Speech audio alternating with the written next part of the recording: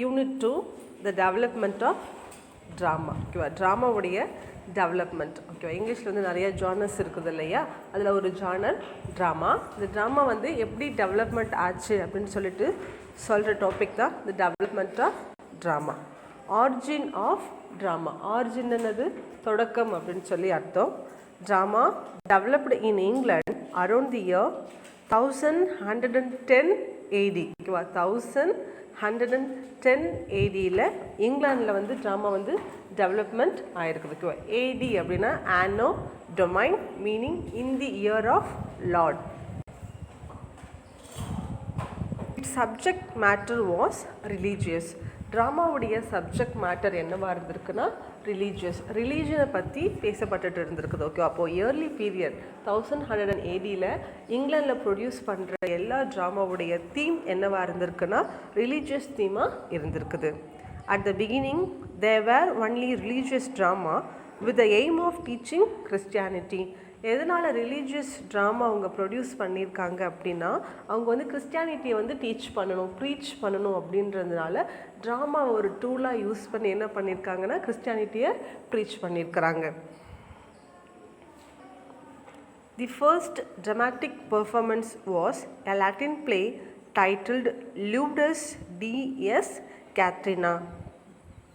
ஓகேவா, first next heading liturgical drama. Okay, ட்ராமாவில் ஒரு டைப் சொல்லியிருக்காங்க, liturgical drama.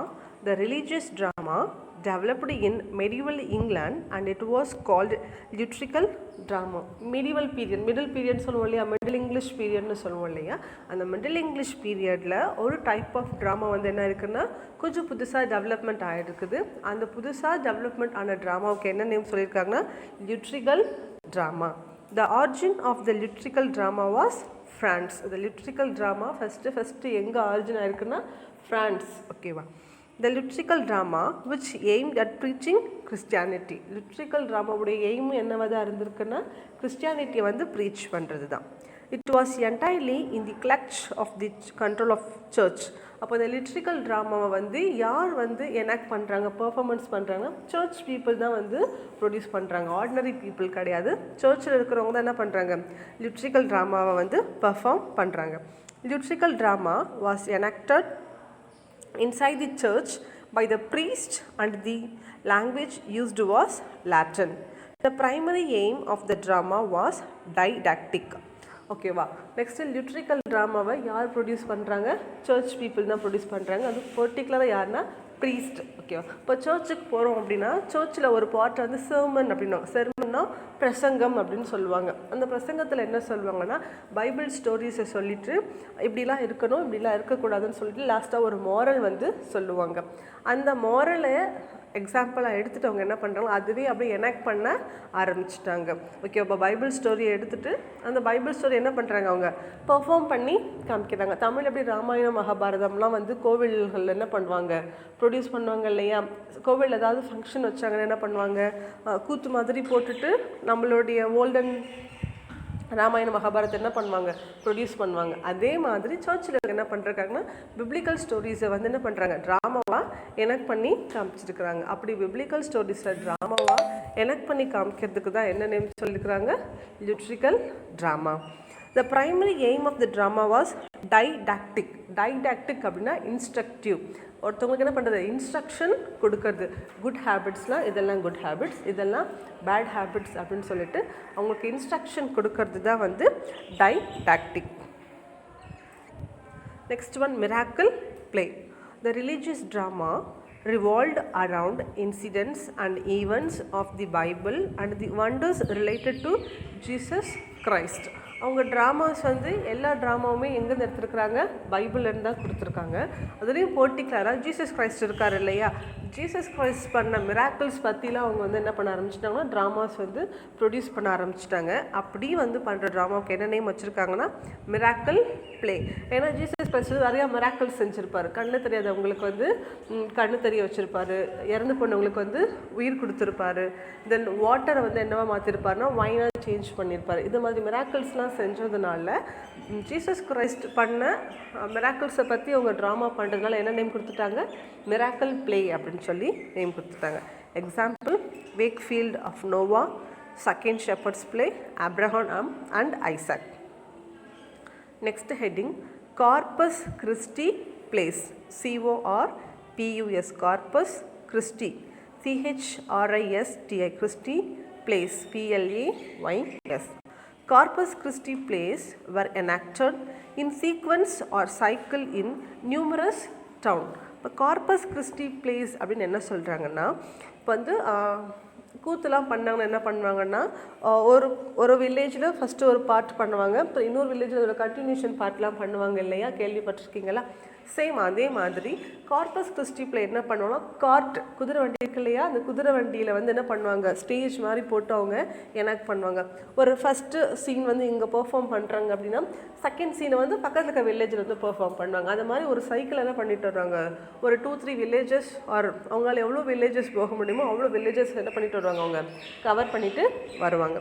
Cycle means that each play was enacted in a court in separate town or stage. ஓகேவா, அந்த play ஃபுல்லாக ஒரே place என்ன பண்ண மாட்டாங்க, எனாக்ட் பண்ண மாட்டாங்க. ஒரு சீன் ஒரு டவுனில், இன்னொரு சீன் இன்னொரு டவுன்ன்ற மாதிரி எனாக்ட் பண்ணுவாங்க. The entire cycle took nearly 20 hours to perform. அப்போ ஒரு சைக்கிளை கம்ப்ளீட் பண்ணணும்னா it could be spread over a number of days. அப்போ கார்பஸ் கிறிஸ்டி பிளே வந்து ஒன் டேல கம்ப்ளீட் ஆகாது, it could be spread over number of days, நிறைய நாள் வந்து எடுத்துப்பாங்க. These cycle plays were called Corpus Christi plays. அப்போ கார்ட்டில் கொண்டுட்டு போயிட்டு டவுன் டு டவுன் வந்து போகிற பிளே வந்து என்ன சொல்லியிருக்காங்க, Corpus Christi plays. Corpus Christi plays were otherwise called collective mysteries. Corpus Christi playக்கு another name சொல்லியிருக்காங்க. What is the name? Collective mysteries. Themes of Corpus Christi plays: the whole history of the fall of man and his redemption. Corpus Christi playல எதை பற்றி பேசுகிறாங்க அப்படின்னா, the whole history of the fall of man and his redemption. God வந்து Adam and Eve அப்படின்னு சொல்லிட்டு 2 மெம்பர்ஸை create பண்ணியிருப்பாங்க. அந்த 2 members என்ன பண்ணுவாங்க அப்படின்னா, காடுக்கு வந்து டிஸ்ஒபீடியண்ட்டாக இருந்து அவங்க வந்து கார்டன் ஆஃப் ஈடன் அப்படின்னு சொல்லி ஒரு கார்டனில் இருந்திருப்பாங்க. ஓகேவா, அந்த கார்டன் ஆஃப் ஈடனில் அவங்களுக்கு எல்லா ஃபெசிலிட்டிஸுமே கொடுத்துருப்பாங்க. இந்த ஃபெசிலிட்டிஸ் எல்லாம் நீங்கள் யூஸ் பண்ணணும் அப்படின்னா காடோட நேம் வந்து அவங்க ஒபே பண்ணியிருக்கணும். காட் என்ன பண்ணுவாங்கன்னா, ஒரே ஒரு ட்ரீயை மட்டும் காமிச்சிட்டு அந்த ட்ரீயில் இருக்க ஃப்ரூட்டை நீங்கள் என்ன பண்ணக்கூடாது, சாப்பிடக்கூடாது அப்படின்னு சொல்லியிருப்பாங்க. ஓகேவா, ஆனால் ஆடம் அண்ட் ஈவ் வந்து அந்த பேச்சை கேட்காம, காடோட பேச்சை கேட்காம என்ன பண்ணுவாங்க, ஃபோர்பிடன் ஃப்ரூட் அவங்க சாப்பிட்ருவாங்க. அந்த ஃபோர்பிடன் ஃப்ரூட்டை சாப்பிட்டதுனால காட் என்ன பண்ணுவார், இந்த கார்டனில் நீங்கள் இருக்கக்கூடாதுன்னு சொல்லிட்டு அவங்கள வெளியில் துரத்திடுவார். ஓகேவா, துரத்துனால காட் வந்து உங்கள் கேர்ஸ் கொடுப்பாரு. மேலாக இருக்க நீ வந்து என்ன பண்ணணும் அப்படின்னா, நீ ரொம்ப ஹார்ட் ஒர்க் பண்ணி நீ வந்து உன்னுடைய ஸ்வெட்டெல்லாம் வேர்வை சிந்தி என்ன பண்ணணும், நீ வந்து ரொம்ப ஹார்ட் ஒர்க் பண்ணி தான் உன் ஃபேமிலியை நீ சக்ஸஸ்ஃபுல்லாக பார்த்துக்கணும். கேர்ளுக்கு என்ன ஒரு கோர்ஸ் கொடுப்பார் அப்படின்னு பார்த்தோன்னா, நீ ஒவ்வொரு சைல்டு பர்த் அப்பயும் நீ ரொம்ப கஷ்டப்படுவ அப்படின்னு சொல்லிட்டு ஒரு கோர்ஸ் வந்து அவர் கொடுத்துடுவார். தென் அதுக்கப்புறம் எப்படி வந்து ஏஜஸ் பை ஏஜஸ் எப்படின்னா வந்து ஹியூமன் பீயிங் கொஞ்சம் கொஞ்சமாக ஓவர் பாப்புலேட் ஆனாங்க. தென் ஓவர் பாப்புலேட் ஆனதுக்கப்புறமா வந்து அவங்க என்ன மாதிரியான சின்ஸ் எல்லாம் செய்ய ஆரம்பிச்சிட்டாங்க. தென் அவங்களோட சின்னிலிருந்து காப்பாற்றுறதுக்காக என்ன பண்ணுவார், ஜீசஸ் கிரைஸ்ட் அப்படின்னு சொல்லி ஒருத்தவர் வருவார். ஓகேவா, இதை பற்றிலாம் சொல்கிறது. 60 plays were enacted in sequence or cycle in numerous town. Corpus Christi play வந்து numerous townல enact பண்ணுவாங்க. ஸோ ஒரு சீனையும் இல்லை ஒரு பிளேவையும் என்ன பண்ண, ஒரு ஸ்டோரியும் ஒரு டவுனில் எனாக்ட் பண்ணி போயிட்டுருப்பாங்க. ஒன் டேயில் கார்பஸ் கிறிஸ்டி பிளே எண்ட் ஆகிடாது, it will take number of days. Corpus Christi பிளேவை கலெக்டிவாக என்ன சொல்கிறாங்கன்னா, collective mysteries. Theme of Corpus Christi play: the whole history of the fall of man and his redemption. Human being God எப்படி create பண்ணாரு, அவங்க வந்து since பாவம் அதிகமாக செஞ்சதுனால அவர் ரிடம்ஷன் அந்த பாவத்திலேருந்து எப்படி மீட் எடுத்தாரு அப்படின்ற ஸ்டோரியை எல்லாமே ஒரு கலெக்டிவாக எனாக்ட் பண்ணி காமிக்கிறது தான் Corpus Christi plays are collective mysteries. Themes of mystery plays. So mystery plays themes: the creation of the world and the man. God வந்து இந்த வேர்ல்டை எப்படி கிரியேட் பண்ணார் அக்கார்டிங் டு கிறிஸ்டியானிட்டியில் வந்து அவங்க பிலீவ் பண்ணியிருப்பாங்க இல்லையா, காட் வந்து எப்படி கிரியேட் பண்ணாருன்னு. 6 டேஸில் வந்து காட் வந்து வேர்ல்டை கிரியேட் பண்ணிவிட்டு ஒரு டேக்கும் ஒரு திங் வந்து கிரியேட் பண்ணுவார். 7th டே வந்து ரெஸ்ட் டேவாக டிக்ளேர் பண்ணியிருப்பார். அதை பற்றி சொல்கிறது. Then fall of man. Garden of ஈடனில் ஃபோர்பிடன் ஃப்ரூட்டை சாப்பிட்டதுனால தான் ஆச்சு, ஹியூமன் பீயிங்கோடைய ஃபால் வந்து ஸ்டார்ட் ஆச்சு. Then life of the Christ. Human பீயிங்ஸ்லாம் அதிகமாக சின்ஸ் பண்ண ஆரம்பிச்சிட்டாங்க, பாவம் பண்ண ஆரம்பிச்சிட்டாங்க. அந்த சின்னிலேருந்து ஹியூமன் பீயிங் வந்து என்ன பண்ணணும், எப்படியாவது வெளியில் கொண்டுட்டு வரணும் அப்படின்றதுனால காடோடைய only one son Jesus Christ என்ன பண்ணியிருப்பார், அவர் வேர்ல்டுக்கு வரணும் அப்படின்னு சொல்லிட்டு அதுக்கு ஒரு ஸ்டோரி வச்சுருப்பாங்க. கிறிஸ்மஸ் அப்படின்னா எப்படி வந்து ஜீசஸ் கிரைஸ்ட் வந்து பர்த் ஆனாருன்னு சொல்லி ஸ்கூல்லலாம் என்ன பண்ணுவாங்க இல்லையா, அதை பற்றி சொல்கிறது தான் the life of Christ.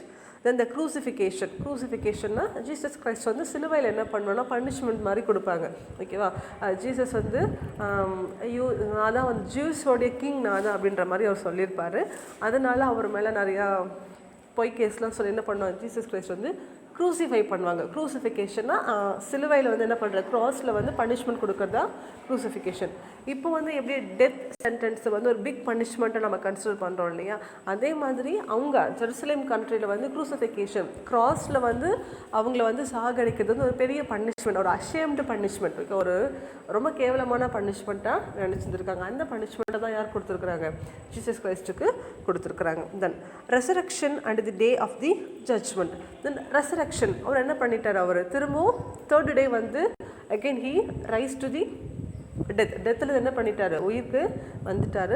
Then Christianity என்ன சொல்கிறாங்க, லாஸ்ட் ஜட்ஜ்மெண்ட் அப்படின்னு சொல்கிறாங்க. இந்த உலகெல்லாம் ஒரு நாள் அழிஞ்சிட்டு லாஸ்ட் டேன்னு வரும். அப்போ வந்து ஒருத்தவங்களையா காட் வந்து கூப்பிட்டுட்டு ஒரு பீம் ஆஃப் பேலன்ஸ், ஒரு தராசு வச்சுட்டு நீ எவ்வளோ குட் டீட்ஸ் பண்ணியிருக்கிற, எவ்வளோ பேட் டீட்ஸ் வந்து பண்ணியிருக்கிற அப்படியே பண்ணுவாங்க. நீ குட் அதிகமாக பண்ணியிருந்துச்சு அப்படின்னா நீ வந்து you will go to the heaven, bad அதிகமாக பண்ணுறதுன்னா you will go to the hell அப்படின்னு சொல்லிட்டு ஒரு பிலீஃப் கிறிஸ்டானிட்டியில் இருக்குது. ஓகேவா, இதை பற்றினா ஸ்டோரியாக க்ரியேட் பண்ணி சொல்கிறது தான் Corpus Christi plays. Then morality plays. The morality plays developed during the medieval period. Morality playவும் என்ன பீரியடில் தான் டெவலப்மெண்ட் ஆகிருக்குது, medieval period. The morality plays aimed at education through entertainment. So எப்படியாவது என்டர்டைன்மெண்ட் பண்ணி அவங்களை என்ன பண்ணணும், எஜுகேஷன் வந்து அவங்களுக்கு சொல்லிக் கொடுக்கணும். ப்ளேவே மெத்தட்னு சொல்லுவாங்க. பார்க்குறதுக்கு ஒரு கேம்ஸ் வந்து விளையாடுற மாதிரி தான் இருக்கும், பட் ஆக்சுவலாக நம்ம என்ன பண்ணுவோம், லேர்ன் பண்ணுவோம். அதுதான் ப்ளேவே மெத்தட் அப்படின்னு சொல்லுவாங்க. சேம் அதே தான் இங்கே ஃபாலோ பண்ணியிருக்காங்க. பார்க்குறதுக்கு ஒரு மூவி பார்க்குற மாதிரி தான் இருக்கும், பட் அவங்களுக்கு என்ன பண்ணுறாங்க, அந்த மூவி மூலியமாக அவங்க எது ப்ரெசென்ட் பண்ணணும்னு நினைக்கிறாங்களோ அதை என்ன பண்ணிடுவாங்க, ப்ரெசென்ட் பண்ணிடுறாங்க. இப்போ ஸ்மார்ட் கிளாஸ்லாம் வச்சு நமக்கு லெசன் எடுப்பாங்க இல்லையா, அந்த ஸ்மார்ட் கிளாஸில் நம்ம வந்து என்ன பண்ணுவோம், ஓகே இது ஸ்மார்ட் கிளாஸ் மேம்லாம் வர மாட்டாங்க, கொஞ்சம் ஜாலியாக உட்காந்து ஸ்மார்ட் கிளாஸ் பார்க்கலான்ட்டு போவோம். பட் இன்டெரக்டாக என்ன பண்ணுவோம், நம்ம கேம்ஸ் மூலயமா ரைம்ஸ் மூலயமா என்ன பண்ணிக்கிறோம், நம்ம சம்திங் லேர்ன் பண்ணிக்கிறோம் இல்லையா. அதே மாதிரி என்டர்டைன்மெண்ட் யூஸ் பண்ணி அவங்களுக்கும் வந்து நல்ல விஷயங்களை வந்து சொல்லித்தரணும் அப்படின்னு சொல்கிறது தான் இந்த மொராலிட்டி பிளேஸ். இந்த மொராலிட்டி பிளேஸ் வார் டைடாக்டிக். மொராலிட்டிஸ் பிளேவும் எப்படி தான் இருந்திருக்கு, டைடாக்டிக்னா இன்ஸ்ட்ரக்டிவ், ஒரு மோரல் பிரின்சிபலை டீச் பண்ணுறது. Christian clergyman produced this kind of play in the 13th century. Morality plays were in the form of drama with allegories. Morality subject matter of morality plays. The morality plays generally personified abstract qualities of human life. All sorts of mental and moral qualities were personified. The abstract feelings such as five senses, the seven deadly sins, good and bad angels were personified. நம்ம morality place அப்படின்னு சொல்லக்கூடிய பிளேஸில் வந்து characters யாராக இருப்பாங்க அப்படின்னு பார்த்தோன்னா, அப்போது பேட் அப்படின்னு சொல்லக்கூடியது ஒரு கேரக்டராக இருப்பாங்க, குட் அப்படின்னு சொல்லக்கூடியது ஒரு கேரக்டராக இருப்பாங்க. அப்போ குட்னு சொல்லக்கூடிய கேரக்டர்ஸ் வந்து அவனோட லைஃப்பில் நிறைய குட் திங்ஸ் எல்லாம் பண்ணுவான். அதனால அந்த எண்ட் ஆஃப் த பிளே அவனுக்கு ஏதாவது ரிவார்ட் வந்து கிடைக்கும். பேட் அப்படின்னு சொல்லக்கூடிய கேரக்டர்ஸ் என்ன பண்ணுவான், அவன் நிறைய கெட்ட விஷயங்கள் பண்ணிகிட்டே இருப்பான். எண்ட் ஆஃப் த பிளே அவனுக்கு பனிஷ்மெண்ட் வந்து கிடைக்கும். அந்த மாதிரி கேரக்டர்ஸே யார் தான் வந்து அவங்க டிஃபைன் பண்ணியிருப்பாங்கன்னா, அப்ஸ்ட்ராக்ட் குவாலிட்டிஸை தான் வந்து கேரக்டர்ஸாக இங்கே வந்து பெர்சனிஃபைட் பண்ணியிருப்பாங்க. Important works on morality place. Every man, 15th century, The Castle of Perseverance and Mankind. Morality plays-க்கான example Every Man and the Castle of Perseverance and Mankind. Next one, interlude. Interlude presented short stage entertainment such as farces and witty dialogues. Interlude அப்படின்னு சொல்கிறது ஒரு short stage entertainment, ஒரு சின்னதாக ஒரு stage performance பண்ணுறது தான் interludes. இந்த இன்டர்லூட்ஸில் என்ன பண்ணோன்னா விட்டி டைலாக்ஸ் யூஸ் பண்ணியிருப்பாங்க. விட்டி அப்படின்னா வந்து நாலேஜுன்னு அர்த்தம். ஓகே, ஒரு நல்ல நாலேஜபிளான டைலாக்ஸ் தான் யூஸ் பண்ணியிருப்பாங்க. Interlude was neither religious nor serious but satiric in a lighter manner. ரிலீஜியஸாகவும் இருக்காது, ரொம்ப சீரியஸாகவும் இருக்காது, லைட் சட்டைரிக்கா நம்ம சொசைட்டியில் பண்ணக்கூடிய தப்பான விஷயங்களை வந்து என்ன பண்ணுவாங்க, சட்டரைஸ் பண்ணி காமிப்பாங்க. ஓகே, சுட்டி காமிச்சு கொஞ்சம் தப்பு செய்கிறவங்களுக்கு வந்து கொஞ்சம் நெருடலாக இருக்கிற மாதிரி சொல்கிறது தான் interlude. Interlude was closely associated with the name of John Heywood. He was a musician and entertainer to Henry the Eighth. John Haywood அப்படின்றவர் ஹென்ரி த எயித்துக்கு வந்து மியூசிஷியனாகவும் என்டர்டைனராகவும் இருந்திருக்கிறாரு. He wrote the Farsi 4 piece in which a palmer, a pardoner, a pothier and the peddler who all enter into a light telling competition. So then the better known interludes வேறு என்னன்னா, வேறு எந்த interludes எல்லாம் ரொம்ப better interludes அப்படின்னு பார்த்தோன்னா, Johann the husband, Tip his wife, Sir John the priest. These are the other known interludes. Then first comedy. The first real comedy was Royster Doyster, written by Nicholas Udall about the year 1550. So English la first எழுதின காமெடியோட name வந்து Royster Doyster by Nicholas Udall in the year 1550. The plays were composed in rhyming couplets and divided into acts and scenes on the basis of Latin styles. Latin style use பண்ணி தான் என்ன பண்ணியிருக்காங்கன்னா first English comedy எழுதியிருக்கிறாங்க. The first real tragedy was Gorboduc, which was jointly written by Thomas Norton, Thomas Sackville and Lord Buckhurst.